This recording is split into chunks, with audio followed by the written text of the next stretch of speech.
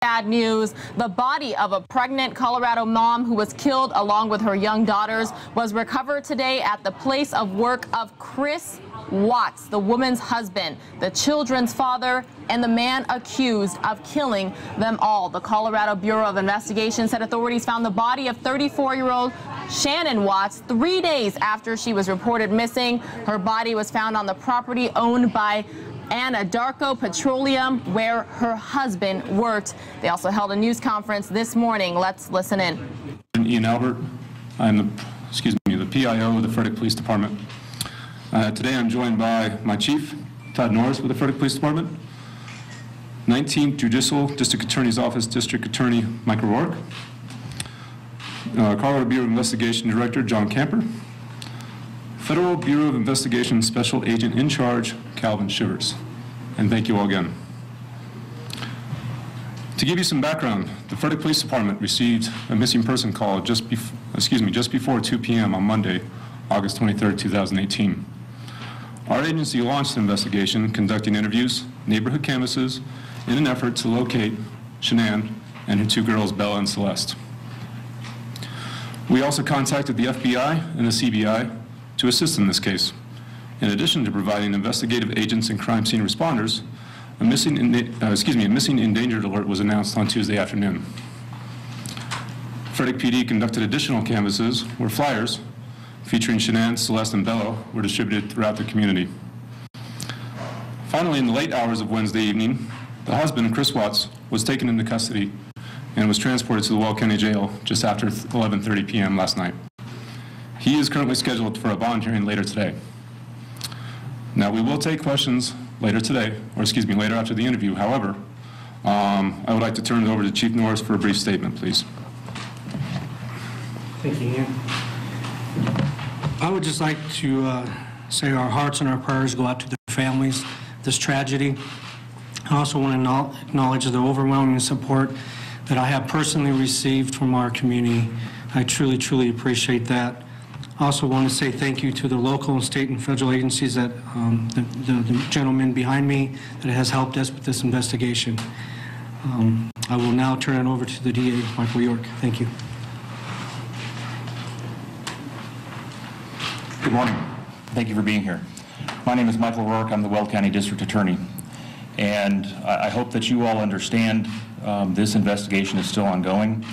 We are at the very preliminary stages of this investigation, and so as a result of that, we're going to be constrained in the types of questions that we can answer, and I hope that you all understand that at this point. I wanted to address the process and the procedure that's going to occur from this point forward. After the suspect was arrested last night, this case has been formally referred to my office for determination of the appropriate formal charges that will be filed against the suspect. As Sergeant Albert indicated, the suspect has a bond hearing this afternoon at 2:30 in Division 5 at the Weld County Courthouse.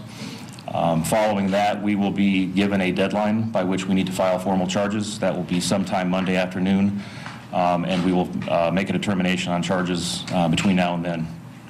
That determination will be based upon the information that we have at this point as a result of the cooperation by Frederick Police Department, by the Colorado Bureau of Investigation, and by the Federal Bureau of Investigation. I truly want to thank all of those partners for their efforts. I'm going to turn it over to the CBI Director for a few comments, and like I said, we will answer questions at the end, but please understand two things. Number one, the suspect at this point is presumed innocent until otherwise proven guilty in a court of law. And number two, we are constrained, I'm constrained ethically as to what I can say, what I can answer at this point in time. Director? Thanks, Mr. Rourke.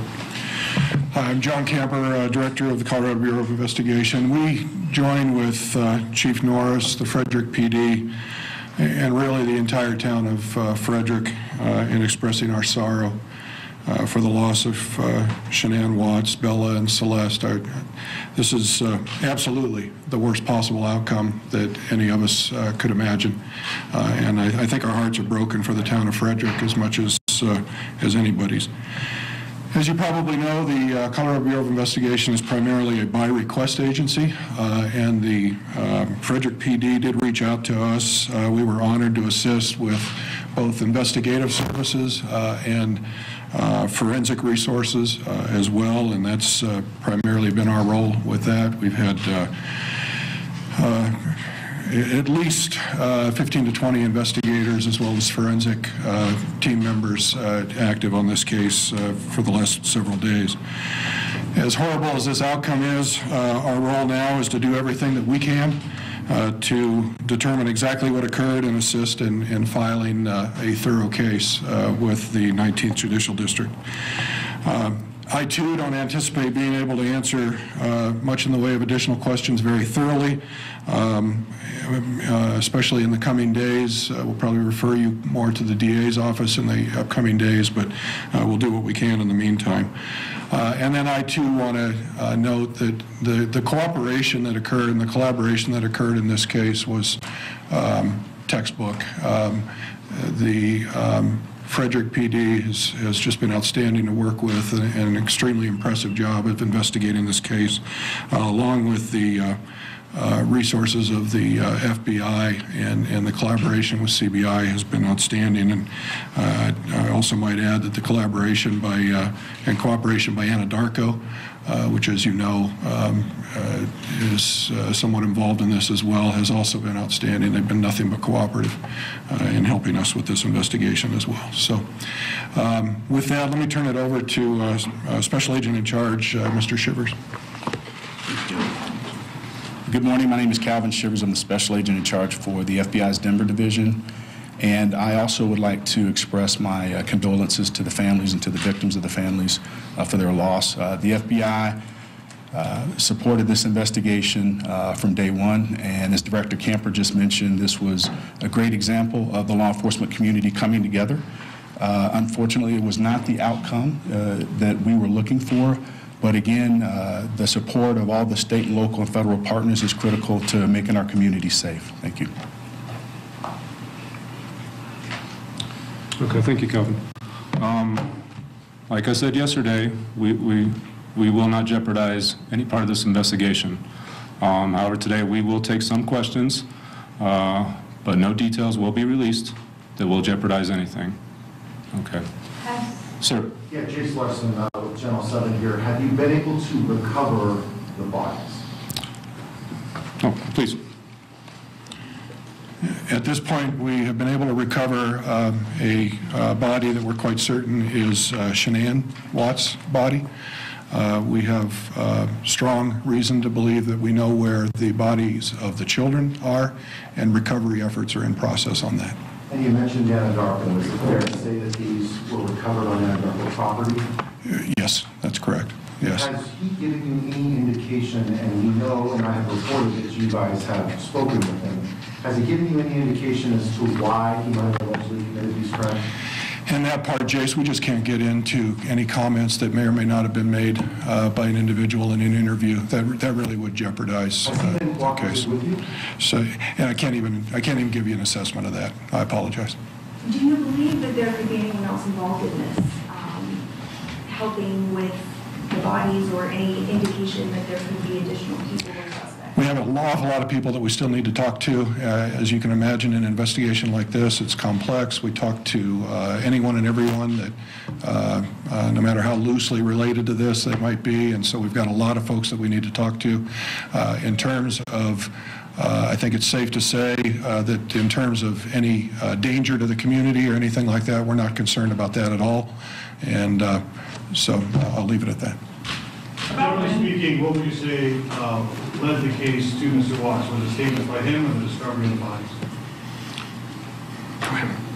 It would be a totality of the circumstances, a full police investigation. Regarding any more details than that, I will not give out. Do you know when they were killed, more or less? That I do not have at my disposal. To elaborate a little bit on that, any sense if he killed them all at the same time? Did he kill the kids over the weekend and get his wife at the end? Can you just tell us a little bit more about that? That would be one of the many details that we are not able to discuss at this time. As I said before, the case is still ongoing. Investigation is still continuing. Is there a timeline between when Mr. Watts was arrested and when the body of Shanann was recovered? Can you give us some detail on the timeline? I don't want to test anything that I'm not either certain about myself or that would jeopardize the case in the matter.